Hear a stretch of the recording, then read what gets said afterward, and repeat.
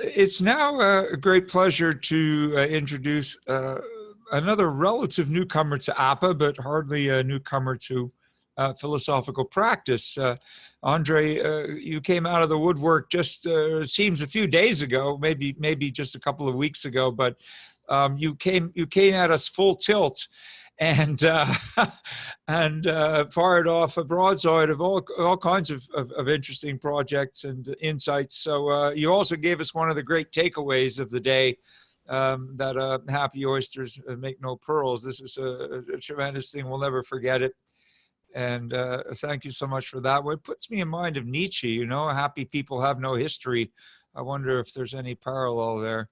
But anyway, thank you for that wonderful takeaway. For those of you who haven't yet met Andre, he's a philosopher and professor of philosophy and a counselor in Brazil, and has worked with the United Nations, has done research in international business.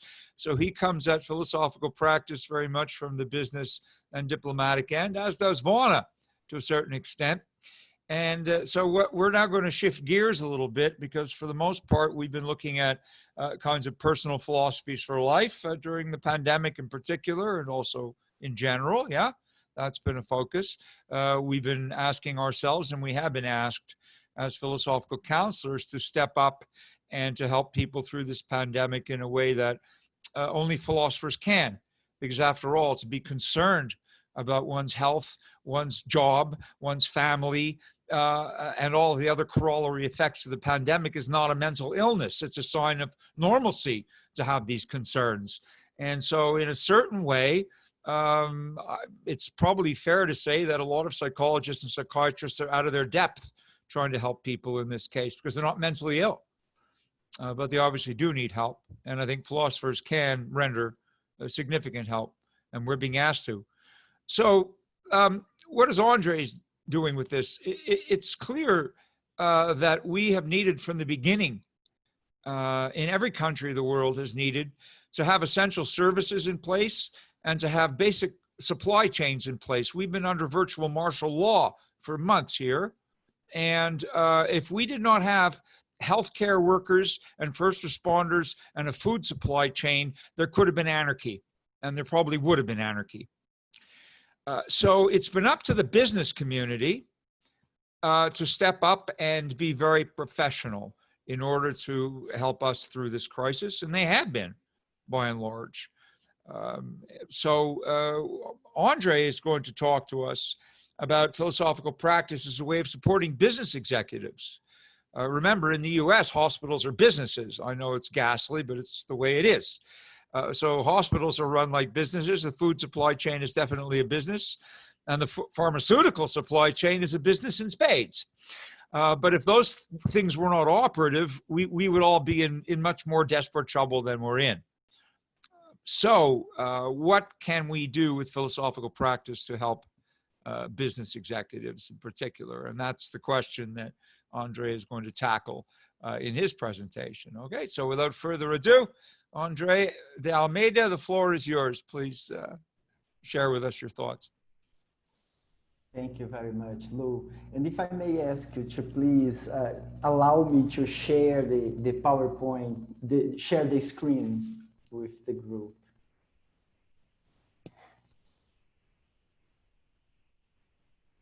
I'm making you a co-host. Okay. You're now a co-host. Thank you. So let's do the sharing. Can you actually see the presentation? Great. Yes, we see it. Excellent. Thank you. So I'm calling this the human development model of philosophical practice for supporting business executives during the global pandemic.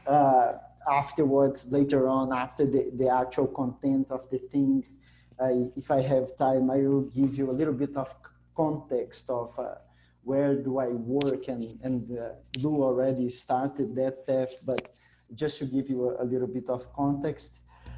But I wanted really to start with expressing my gratitude and how much I appreciate the work that APPA has done up to this point, and I do that in the names of Lou and Vana.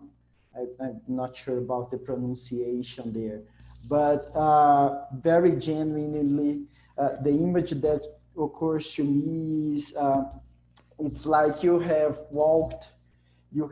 came into a unexplored field in which the grass was really high, so it was difficult to go through, and you had not only to walk through it, but also sort of clear the way.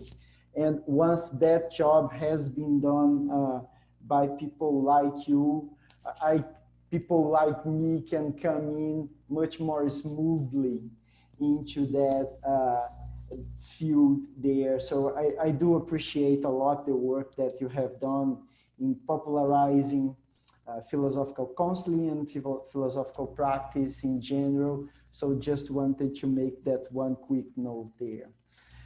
So what I think is the point about a way of supporting a model of philosophical practice for supporting business executives. I wanted to start by saying that I personally think the point is not doing it for the money. You know, a thought that I hear sometimes is, well, they are executives, they are in business, they have a lot of money. I think there is a pedagogical issue there, and that relates with the idea of teaching by example. One of the problems I think in the corporate world has to do with the meaning of work in the life of a human being and why people do work, in terms that many executives will in the end be working for the money, not necessarily out of greed, but as a way of sustaining themselves and their families. So the whole issue of meaning becomes slightly lost along the way. So I think in the same way, if we as philosophical counselors are going to approach them and want to support them, I would say that the main motivation shouldn't be about the money. Of course, we are providing a service, and many times we are providing a service that not many other people can provide. So it's only fair that that will be properly recognized, and the pay is one of way of recognizing it. But in terms of the actual motivation, I think more legitimate one is the relevance of the contribution that we are giving. So Oxfam, for example, has released a table of the 100 largest economies in the world. Out of the 100 largest economies in the world, 71 are corporations and 29 are nations. So that gives us a sense of the impact that companies and corporations have in our lives, in the way that societies are run and happen and evolve themselves. So what is the actual contribution that we as philosophers can give? In very basic terms, I think the point of the work, the job here is not to convince, but rather it's more to help executives to see more clearly. And in this sense, I say, give them glasses. First of all, let them know that glasses exist. Teach them how to wear them. and if necessary, even give them. And I think that's kind of an analogy for philosophical practice directed, aimed at that kind of business executive public. And the reason why I want to make that point is I don't think business executives are a bunch of evil people that only think about themselves. And I think Lou's introduction made that clear, as a matter of fact. At the same time, it is true that many times their actions and their choices will have, in a way, negative, destructive effects in people's lives and in society as a whole. So I think the job is to clarify, so that in the paper, I actually mentioned something that I call the gap between the two moral oughts. Because the thing is, sometimes executives, or maybe many times, executives that genuinely are trying to do what they believe is the right thing to do, they're trying to act ethically, they have this thought, they are convinced that they have this kind of overriding duty to have the company perform well economically. So when they are making the calculation in terms of how to act, which way to decide, they tend to overemphasize the economic performance of the company and underemphasize what we would in general see as ethical considerations. And that's really interesting because sometimes by talking with them, you can actually see this sense in which they, as an individual, have a certain view of the situation, but in their role as the CEO or the director of a certain company, they see themselves obliged to act in a certain different way. So that's why I call it the gap between the two oughts. So what is the problem that we are dealing with here, I think, when we are trying to support business executives? I think there is a general problem and there is a specific application of that problem during the global pandemic.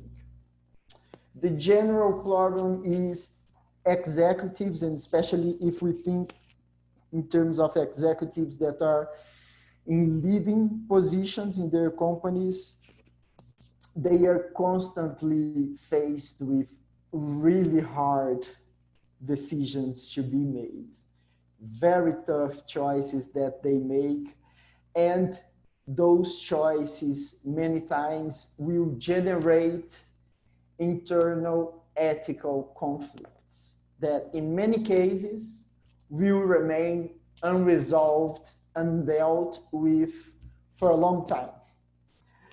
Now, what the global pandemic does to this situation is they make what were already hard choices even harder.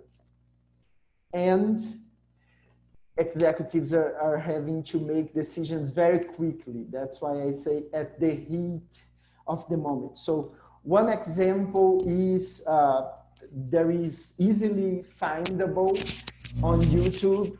You will see a video from the former CEO of Starbucks and the former CEO of Xerox saying exactly the same thing, which is having to dismiss a large number of employees was the hardest day of my professional life. And this is what I mean, it generates internal ethical conflicts. It's a decision that they see themselves as sort of obliged to do, and I'm not getting into specific situations. Of course, I'm kind of a moral particularist, so we would need to look at the specific cases. But the point is, making a decision like that will generate a certain kind of internal ethical conflict. Now, the thing is, during the pandemic, there is a difference, because before they were making the decision of dismissing a large number of people because they thought the economic performance of the company needed to be improved. Now they are faced with the same kind of choice to be made, and in a much tougher kind of scenario. So other considerations get into place, in which it's not so much just I want the company to perform well, but it's rather I see very quickly the economic health, as it were, of the company deteriorating really, really fast. And I can see the wall approaching in such a way of, if I don't do something here, the business may collapse, the company might die or something. So that's a character of how the decision gets tougher. And then there is other kinds of considerations. Lou already mentioned, well, right now,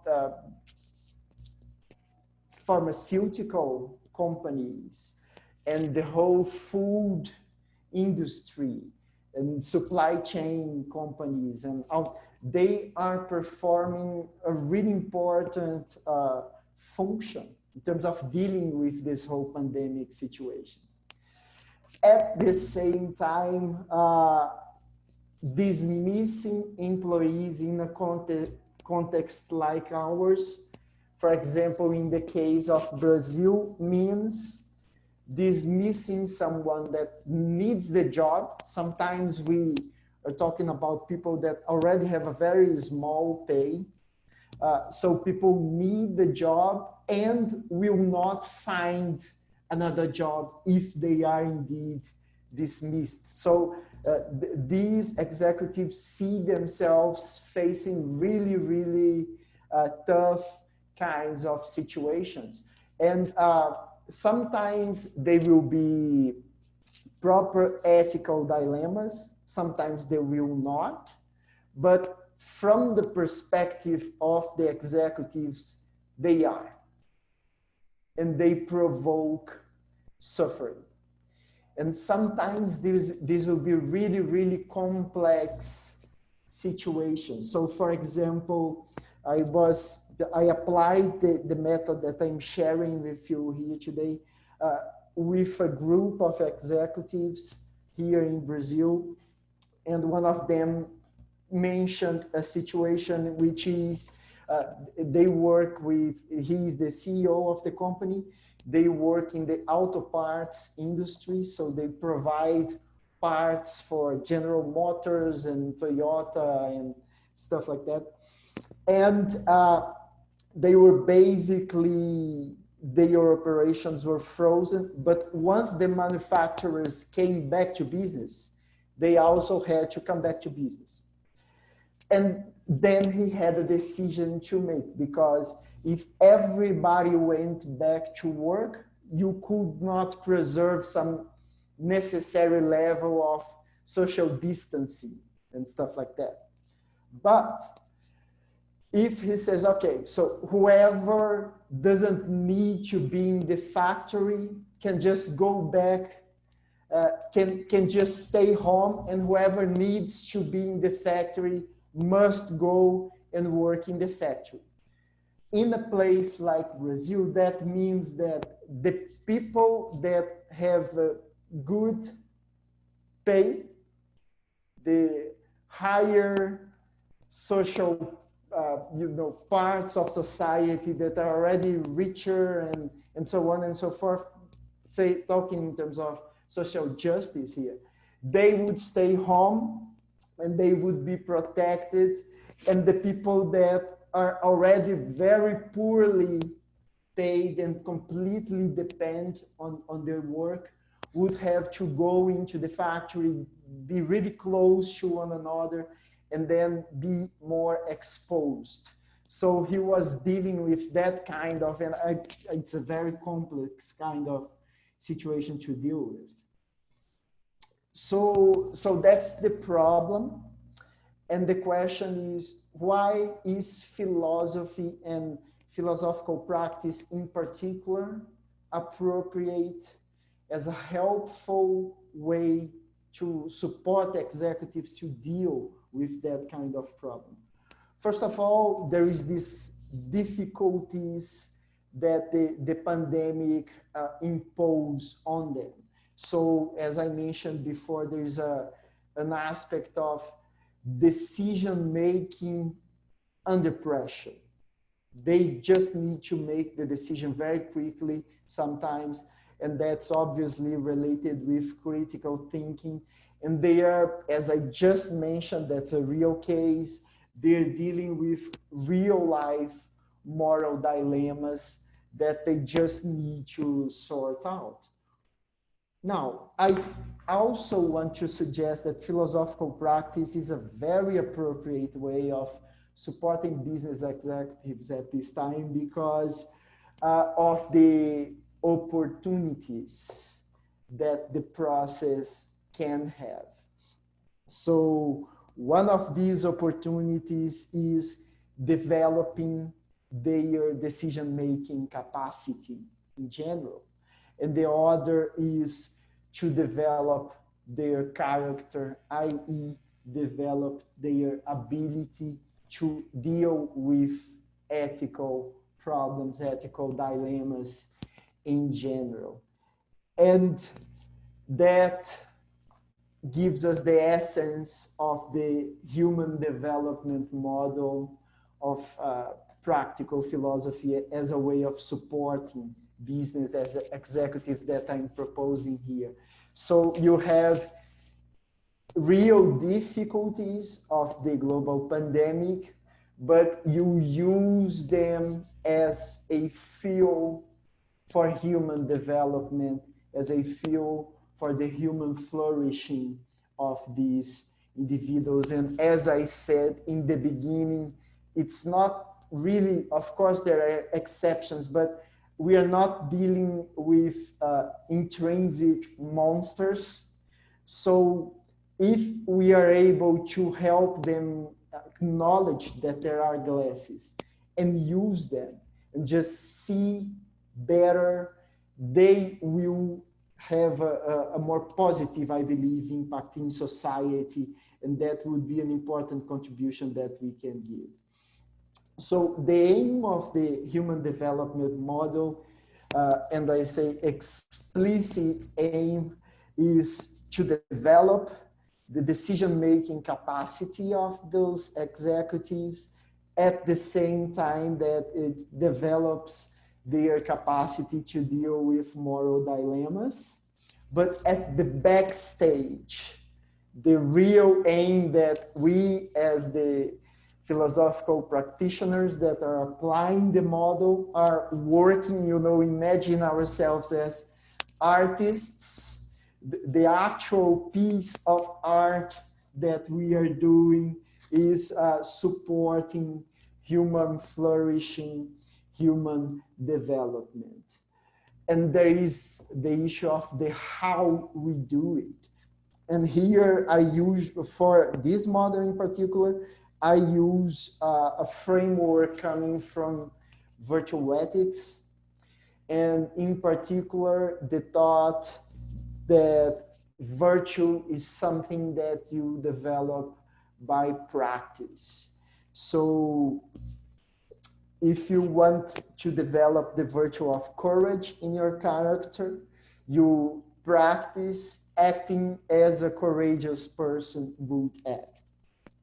In the same way, if you want to develop the virtue of prudence in your character, you practice acting like a prudent person would act. And I'm mentioning these two in order to bring up Socrates' thesis of the unity of virtues, which I think it's a really, really key point here in terms of developing someone's character and flourishing human development in general. So someone that in every situation behaves courageously, sometimes will not be actually courageous, but will just be stupid, because that's not what the situation requires. So it requires a balance among, and therefore the unity of the virtues thesis here. And what I'm doing is I'm getting that thought, development happens by practice, that Aristotle presents in terms of how to develop specific virtues, and I'm generalizing that point to the idea that development happens by practice. So from the perspective of the business executives, what they initially perceive as the work that we are doing is we are supporting them in solving their real life problems.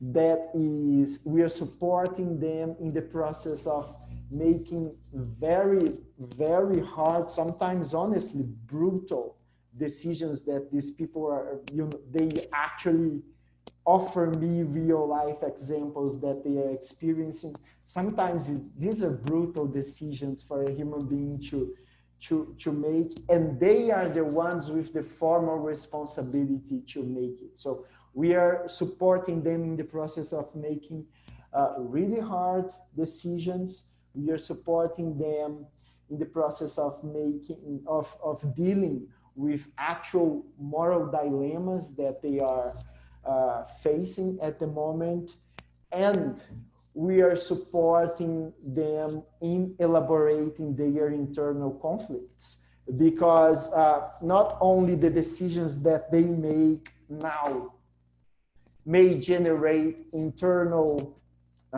ethical conflicts that are proper for a philosophical counselor to support them with, but as I applied this in an actual group of executives, what happened is they started bringing in decisions from the past, and literally I'm quoting them, saying, this choice that I made still haunts me. So there is this third point about supporting them in elaborating their internal conflicts from past decisions.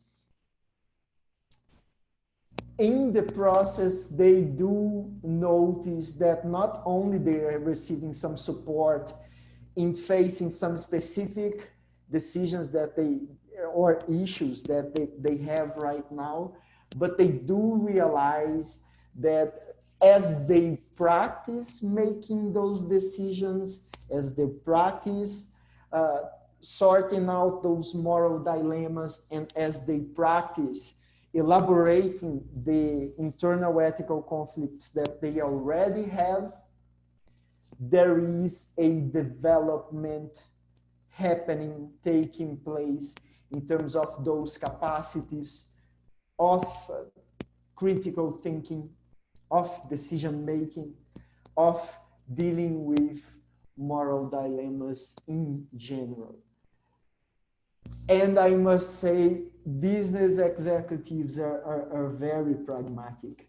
As a philosopher that works in a business school, which is my case now, I honestly try to learn a bit of that from them. Again, the unity of virtues, right? You don't want to be merely pragmatic in every situation, but they are very practical. They are very pragmatic, and maybe, Lou, that's a difference also between, I know you are Canadian, if I'm not mistaken, but some of you are Americans. between a Brazilian and an American. You guys are, you have the art of being very practical and pragmatic with dealing with situations. Executives are just like that, which means they will appreciate, they do appreciate the support, because you are actually supporting them in dealing with very real and tough issues and difficulties that they have at this moment. It's very different from listening to a philosopher lecturing about virtue or whatever. They really appreciate that kind of support. And as I said earlier, we as artists will actually be working in terms of this background result, our real work of art. I want to suggest we are contributing to their human development, to their human flourishing. So this is a model which I'm sharing with you. So what is the basic structure of that module? It involves a mix between individual philosophical counseling sessions and group work sessions. We do need to, like, current situation in Brazil right now involves social isolation. So we would be doing these, the group that I have applied this model with, we did everything online, which means we need to mind, for example, the size of the group. I think that's a general point, but especially right now, I applied this with a group of 5 people. I thought that was actually a pretty good number. If you go up to 8, 9 for an online version of this thing, I think it should be fine still. If we are not doing these online, if we are all together in a room, I would say maybe perhaps up to 12 people. Then you can sometimes divide groups of 3s and do specific kinds of works and stuff like that. But in an online version, I wouldn't go more than 9 people, okay? So, but it's a mix between individual philosophical counseling and group work. And that's why I call these personalized group work, because literally there is a very genuine effort in the direction of acknowledging individual and particular contexts, situations, and characteristics, styles, and so on. In terms of the order of application of this structure, my suggestion is you start with an individual philosophical counseling session with each one of these executives. First of all, it's a way of clarifying what's the work that we are actually doing here. You make a very quick general presentation. They will sometimes have questions, they will have doubts, and you clarify that individually as a first thing. And then when we actually start the group work, that's already done. That's out of the way. You just do the work, right?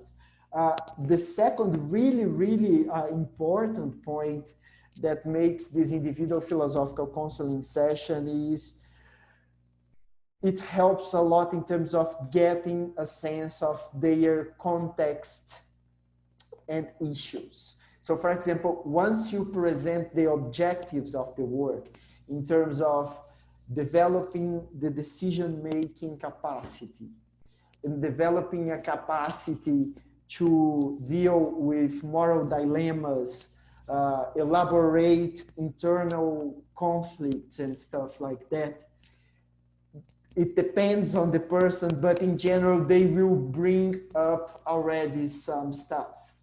So it is a way of, you may have a comment or another there, I wouldn't say the aim of this stage one is really to solve those issues, but it gives you a lot of substance for the work to come. A word of care is, just be mindful of what somebody shares with you individually. If you want to bring that to the group, it's a tricky thing, because my personal view is it's their thing. If they want to bring to the group, they might. What I do is I don't, if they just told me individually, but still it will give you a very clear sense of what the actual difficulties, what the actual issues are that they are facing, and the kind of people you're dealing with as well, right? And then after that initial individual session, there are a series of group sessions to be had. And I will describe those group sessions as the essence of them having two sides. One is the sharing of experiences among the participants, and I will make a point about that soon. And the other is that sharing of experiences is enlightened and guided by philosophical insights, which just makes the whole process really, really rich. I got their feedback. They really appreciate both sides of it, very honestly.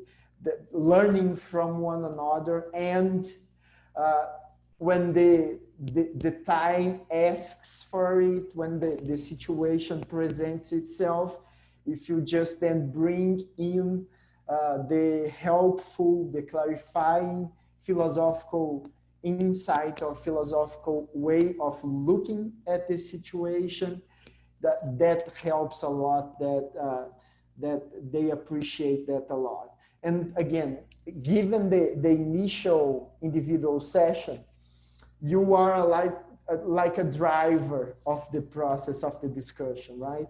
And you already know some of the issues, some of the background. You can then drive that in directions that will be helpful to them. You can even implicitly, for example, by analogy, address some of the issues that they have presented to you, even if you don't explicitly mention that that's what you are relating with. You don't need to expose them, is what I mean. So you have a series of these group sessions, and the whole process is a kind of building up, right?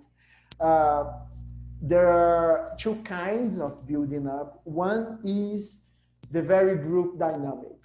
So people need to settle in, they need to build the confidence, they need to be more and more comfortable with that particular group in order to really open up and share, and then the whole process becomes much more productive.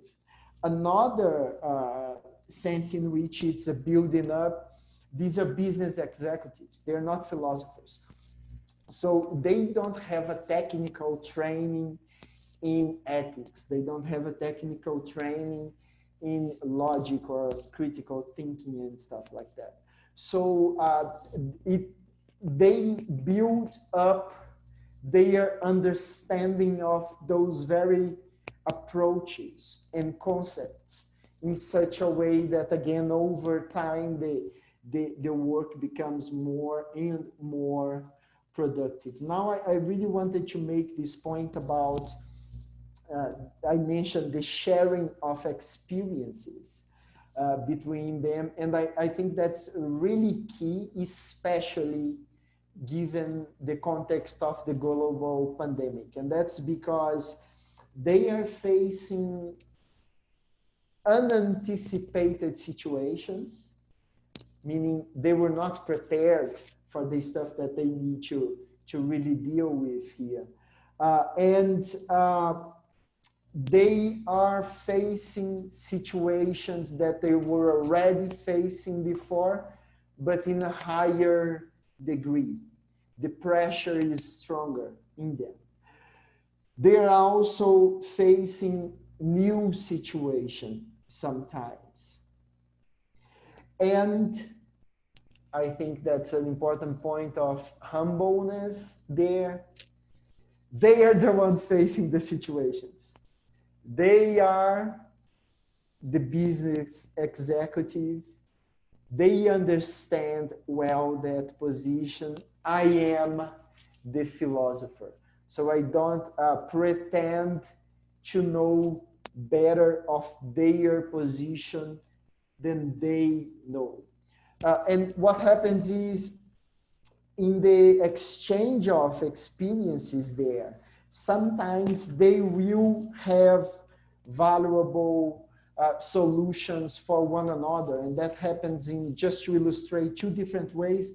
Sometimes one of them will mention something, they don't know how to deal with it. Another person from the group have dealt with that before, so they can serve as an inspiration. And sometimes something that they discuss today, they're not dealing with at the moment, but in 1 month they will deal with a similar situation. So really the sharing of the experience is very helpful there. And also that allows them to practice with their real life issues, their critical thinking and decision-making abilities. Again, the point about virtue ethics, you develop those capacities by practice. So given that, what is the actual, as I see it, within this model, the optimum role for the philosophical practitioner? I think it has to do with, at the same time, provide a structure from which the sharing can take place, and provide the conditions. As I said, you want to create the conditions for them to be confident and comfortable enough to share what they have to share. And you also want to provide the conditions for a kind of collective reasoning to emerge. In the beginning, I would provoke with a certain issue, and each of them would kind of answer me individually with their own situation. Over the group sessions, as they progressed, it actually became co-creation, to remember Bala. They actually starting some kind of collective discussion. And I think in terms of practicing and developing their critical thinking abilities, that's really, really rich as a process. Of course, I am guiding, and you would be, if you decide to apply this, guiding the process. So our role also involves guiding the collective reasoning, the direction in which these discussions are going, and also enriching it with philosophical insights and perspectives, as I said earlier. And that I think personally, in this kind of approach, they will appreciate much more than just a kind of traditional lecture, because they actually see the application of that in a real life issue that they are facing right now. And then as a third step of this structure, you have, after the series of group sessions, you have another individual wrap up session. And I see three main objectives or three different things happening in that wrap up individual session. One is just connecting the dots, right? They are a bunch of scattered kind of ideas and issues that have been dealt with, and over the sessions you kind of sometimes uh, get back to something that happened and try to make the thread as you go. But I think it's really important to have a wrap up moment that really formally does that, and that helps them a lot.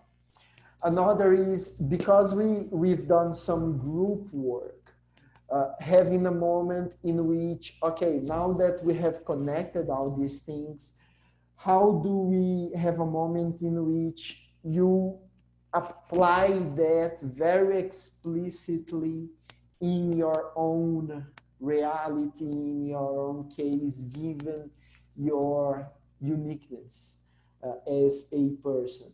So it's a bringing it home and making it more practical in their particular case like that.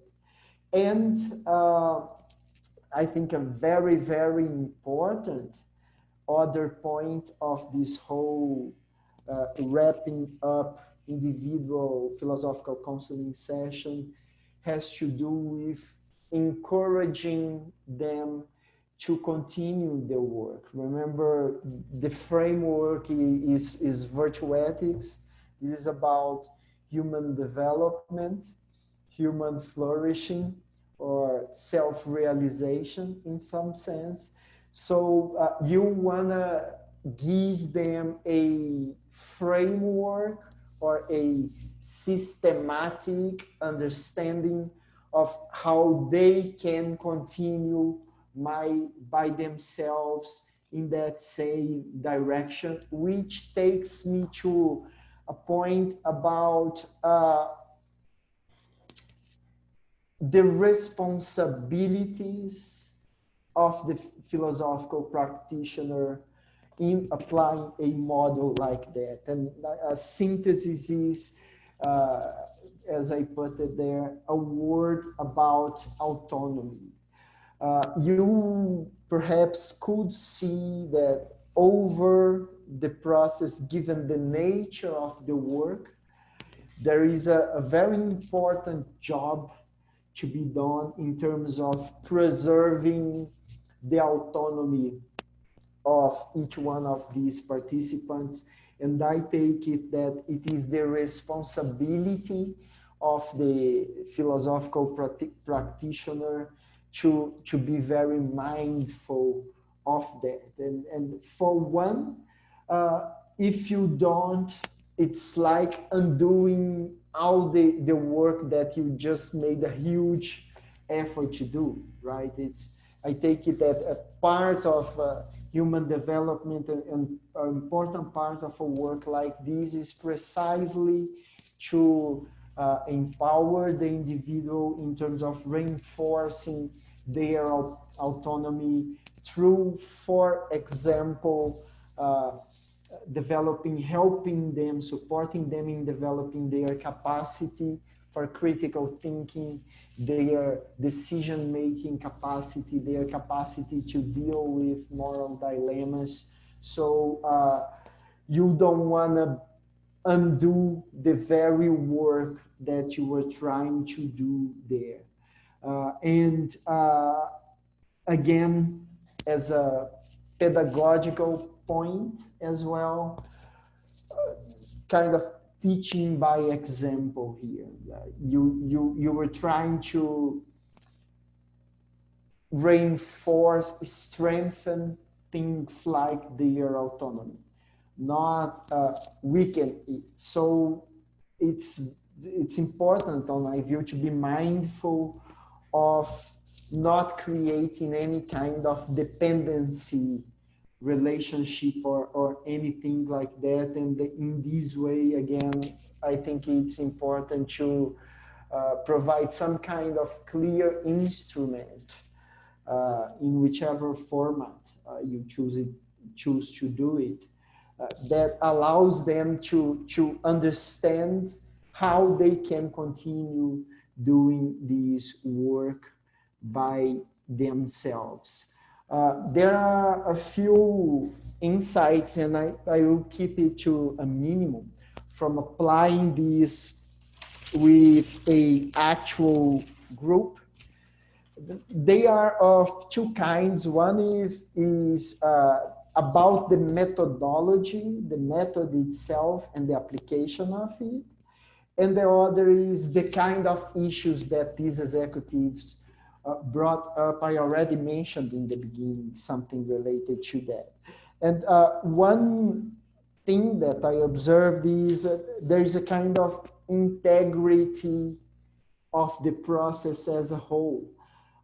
It is one thing, you know, and I observed that through perceiving that, in a sense, sessions continue. They are not individual, completely separate sessions from one another, even though I suggested in the initial plan, I suggested to these executives a plan with specific goals or topics to be covered in each sessions. And they were different from one another, but in the practice of applying the model, it wasn't like that exactly, because sometimes something from a previous session would continue in the next one.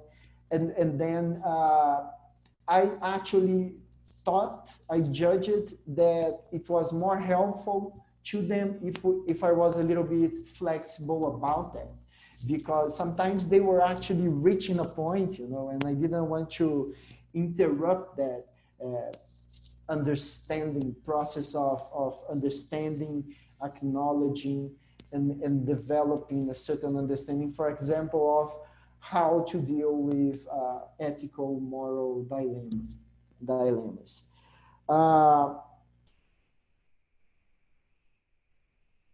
Another one is, even though I proposed something, and then this was really, really interesting. I proposed something to deal with the global pandemic.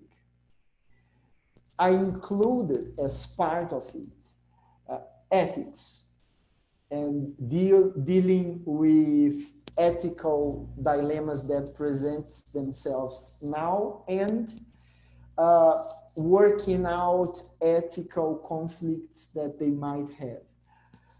That was part of the thing, but basically that predominated throughout, naturally. It's what the group really saw the most value in, and what they really would always like come back to. And I thought that was interesting, because at the same time, it was a very helpful way of exercising critical thinking and decision making and stuff like that. So it was just a point of observation there.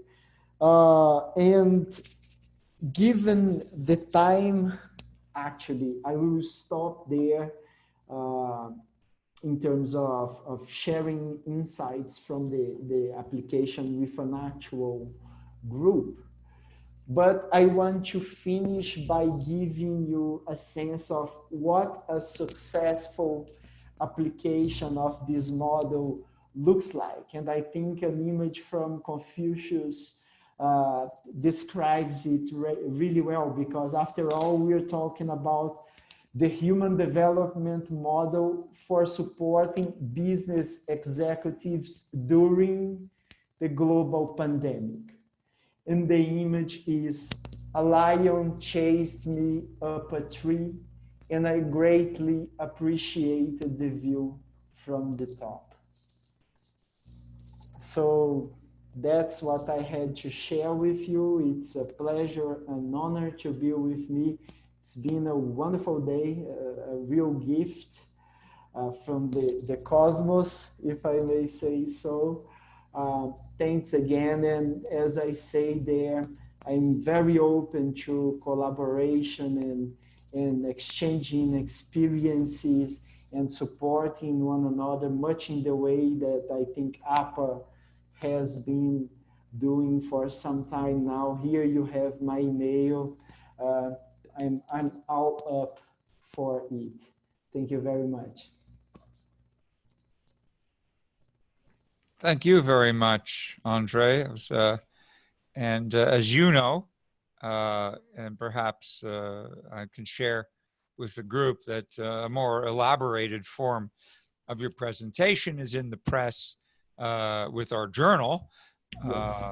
And so you'll be able to when our subscribers read that, they'll have a much more in-depth and nuanced version of what you've given us today in an overview form. And you and Vana are the two. We have a very large double issue and incredible contributions from across the board and worldwide. But you and Vana have touched on these specific business and organizational aspects of this. Most of us are quite naturally focused on more on the counseling, less on the consulting. I just wanted to add that from my own experience doing very specific methodological training, which I moved online for the first time with the Romanians.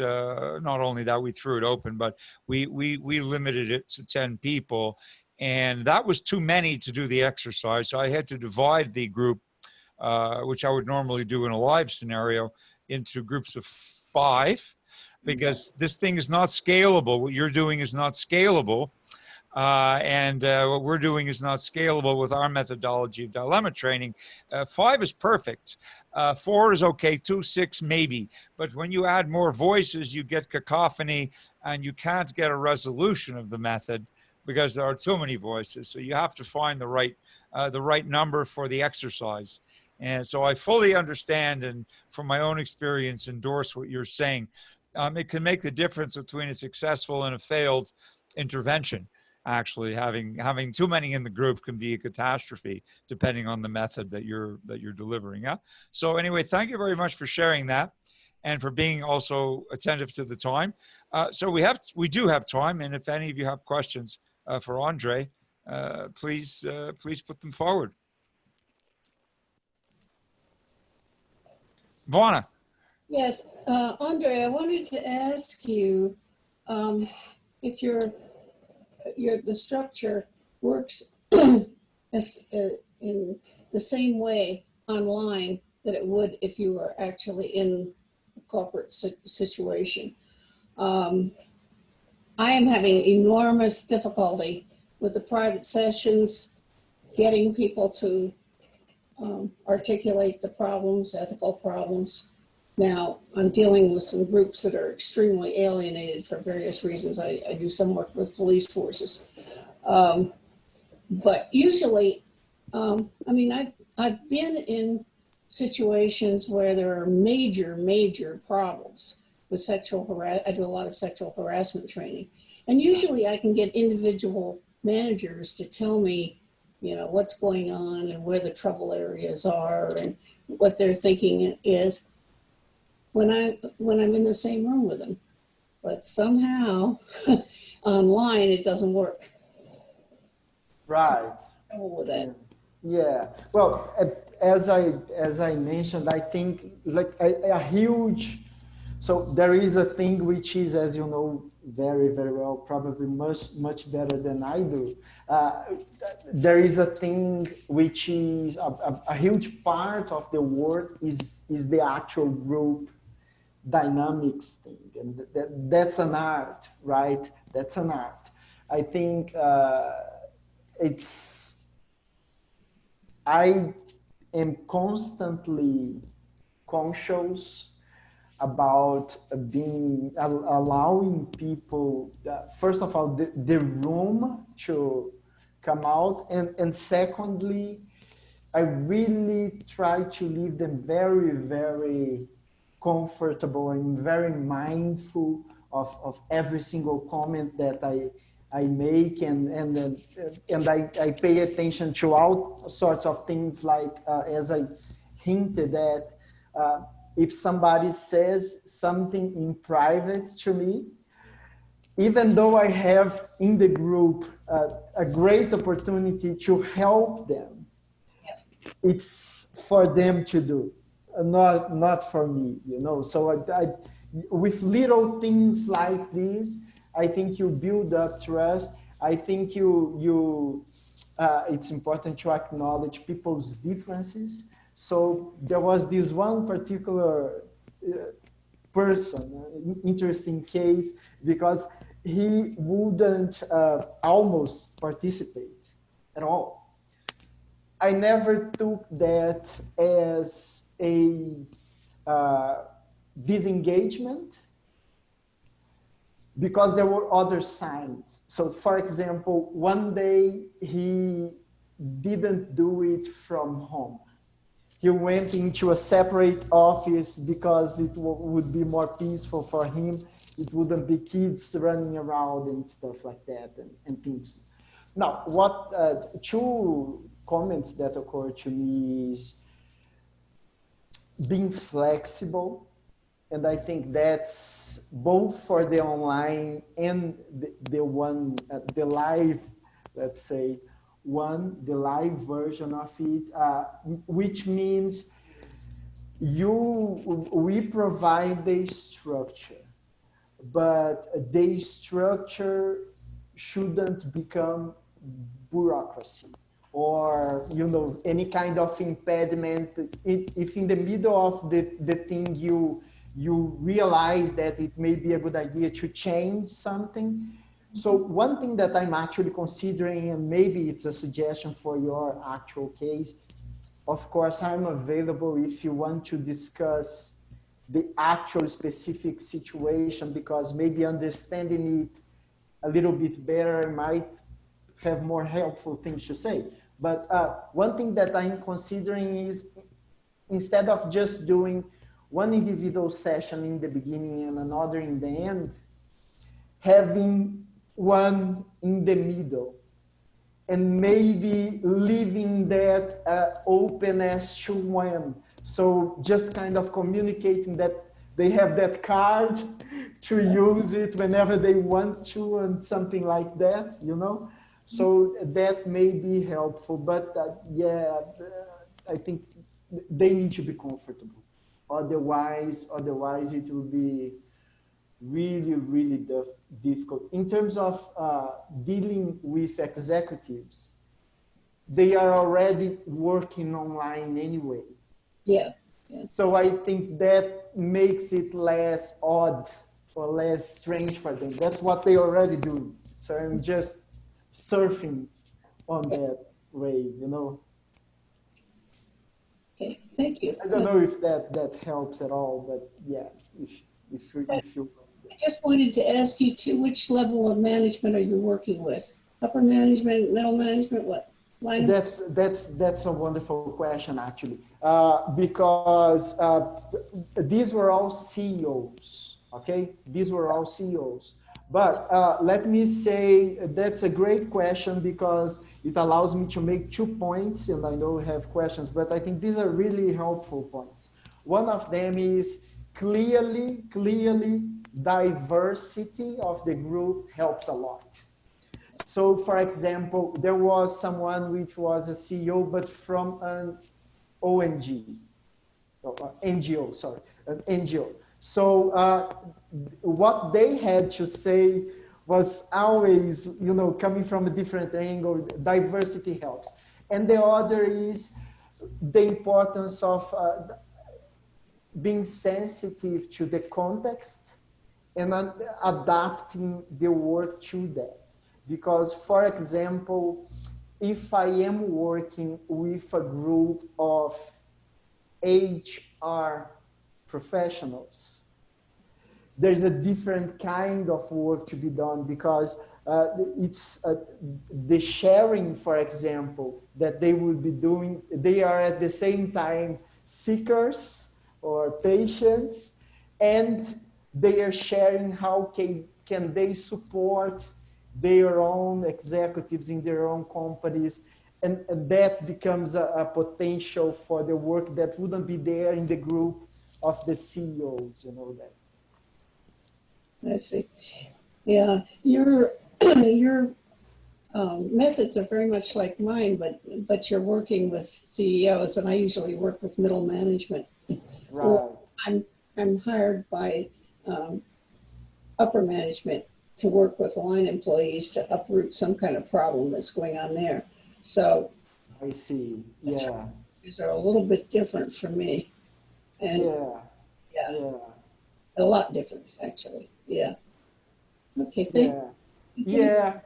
I think Very it's good structure.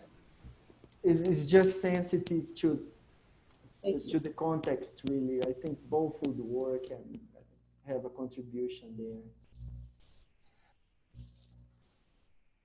Although you're not.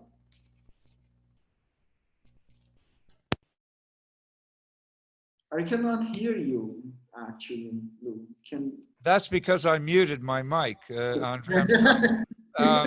Um, Tom's hand was up. Tom's hand is still up. Yes, Tom, please. Hi, Andre.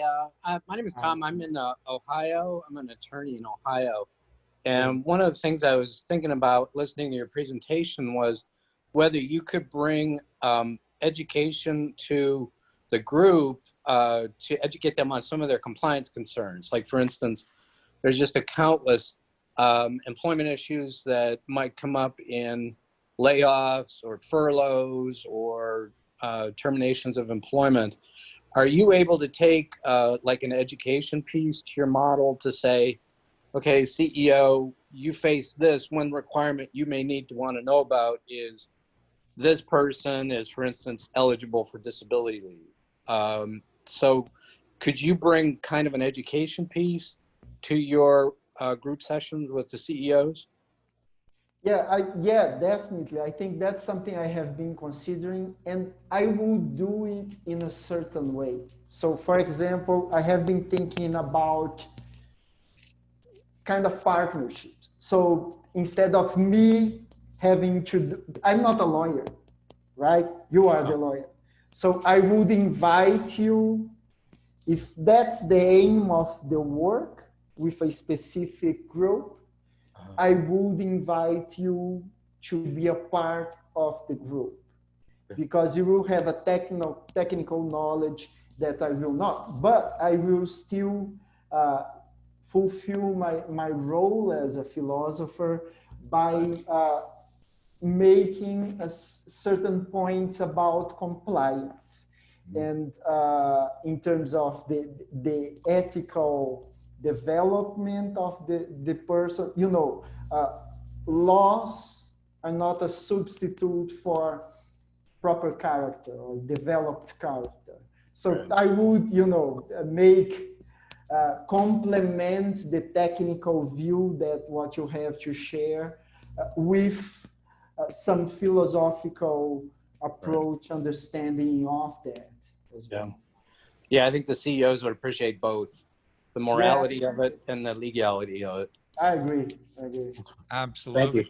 May I just jump in to add to this that while we probably all agree with you, Andre, that laws are not a substitute for character, in a litigious society like the U.S., philosophers are not a substitute for attorneys. Exactly. So we have two dimensions, and there are not many philosophers working in compliance for this reason, that it's a very complicated labyrinth of federal and state laws. And so how to navigate the compliance labyrinth is something that attorneys in that area are well trained to do, and philosophers not at all. But CEOs need to be mindful that there's a whole ethical dimension of this, which is never resolved by the legislation. Sure. So the ideal approach would be a team, as you and Tom are suggesting, a team-based approach would cover both of those bases for sure. I can also say I've never been to Brazil, so I mean, I'd enjoy coming down. Not right at the moment, you might. Yeah, not at the moment, but yeah. Rain check.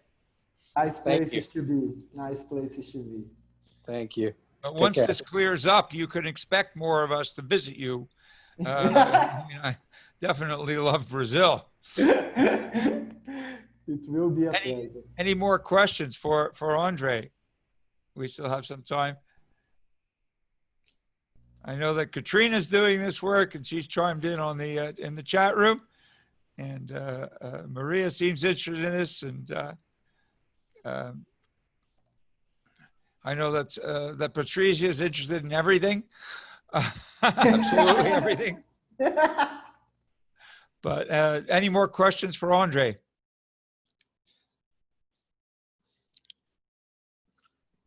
All right, Andre, something I would suggest in future reference is just this.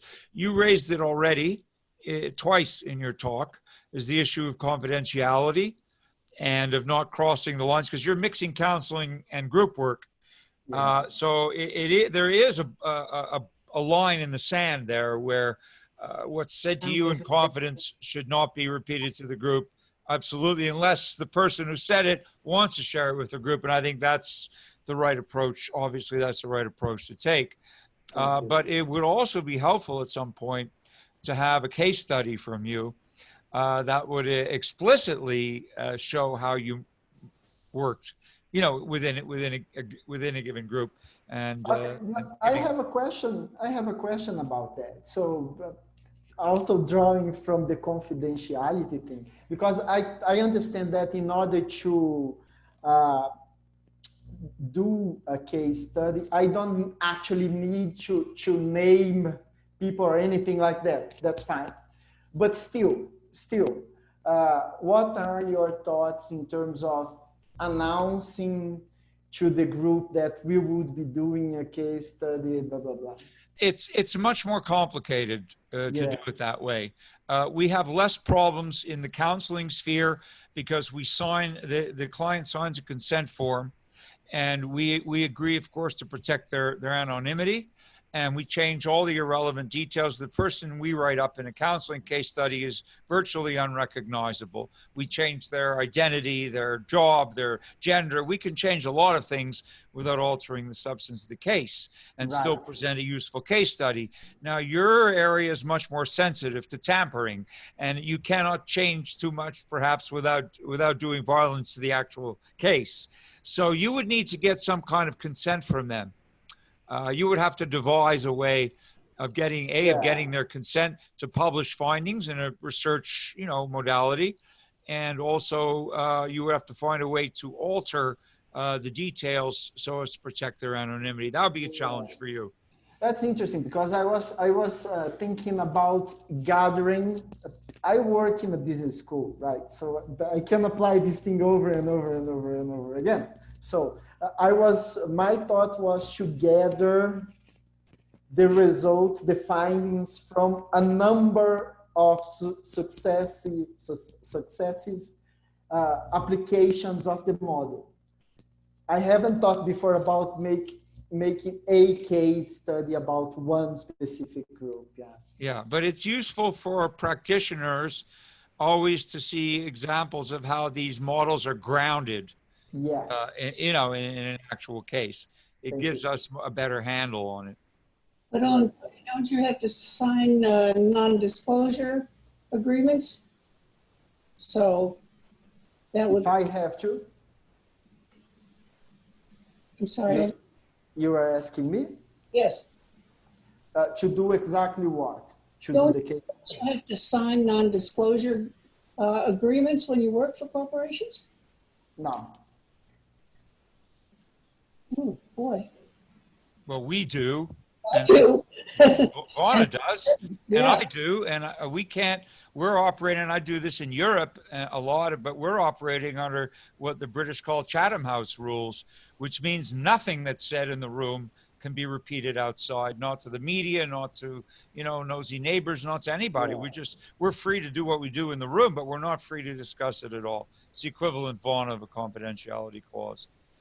So our hands are tied. So I'm asking you to do what we can't do. Maybe it's not fair, but you intrigued me. I want to know. I want to hear a case. Okay, but don't do the impossible. Okay, we have any other time for one more question, and then we take our one more break, and then we bring up Shanti. So, any more questions? One more question for Andre, or not? Anybody have a question? Andre, there's been a lot of activity here in the chat room. Also, people are interested, and you'll undoubtedly be hearing from us. Great. So it will be a pleasure. Thank you so much for being with us and for presenting today. Much appreciated. And obrigado. De nada. Okay, so listen, we have now a 14-minute break. Okay, we're going to bring Shanti on at 5:30 New York time. So please take another break, fresh air, coffee, whatever, and we will reconvene for a wrap-up session with Shanti at 5:30. Okay, see you shortly.